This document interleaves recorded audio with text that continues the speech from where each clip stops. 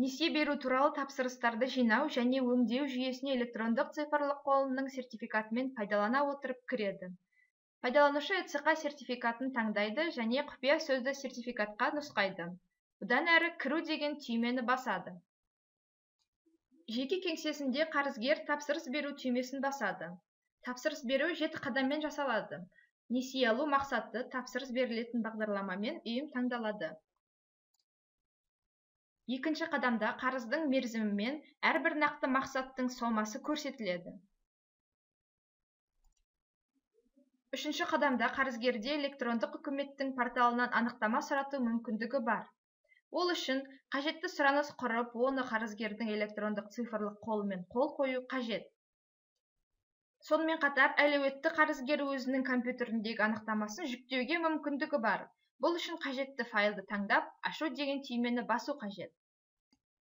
Және де электронды үкіметтің порталынан алынған анықтаманы жүктеп, және өз компьютеріне сақтау мүмкіндігі қарастырылған.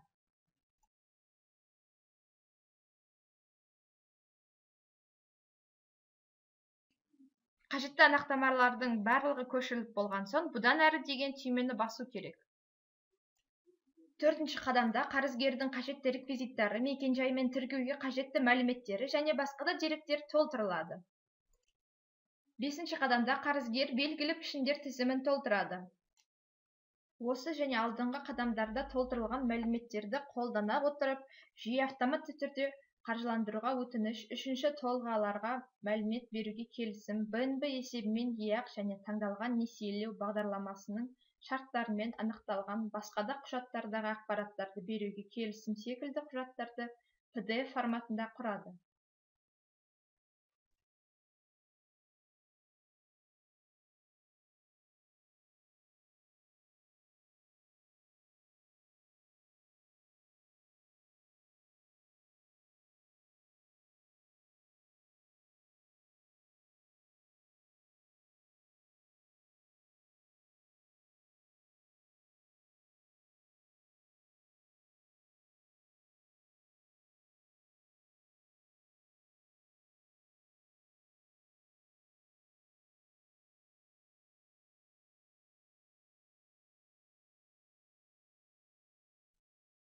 Алтыншы қадамда қарызгер электрондық үкіметтің порталынан құжаттарын алуға келмейтін құжаттарды тіркеумен айналысады.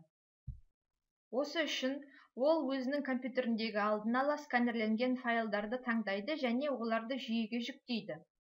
Келесі құжаттар жүктеледі. Жарғы, бизнес жоспар, жеке куәлік көшірмесі, қызмет көрсетуші банктардан анықтамалар, лицензиялар, бірінші басшының немесе КХ басшысының куәлігі және де таңдалған несие бағдарламасымен өтініш берілетін мекемеге байланысты тапсыруға қажетті басқа да құжаттар тізімі.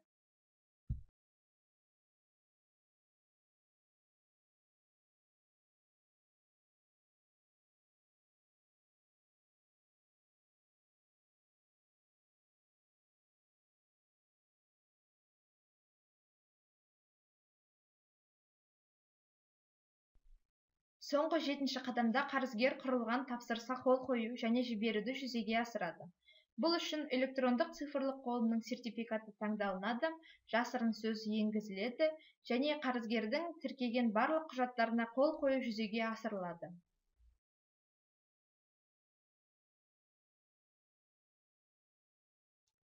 Тапсырыс берілген соң, қарызгер жүйенің тапсырысты қабылдағаны жайлы қолхатты көшіруге және көруге мүмкіндік алады.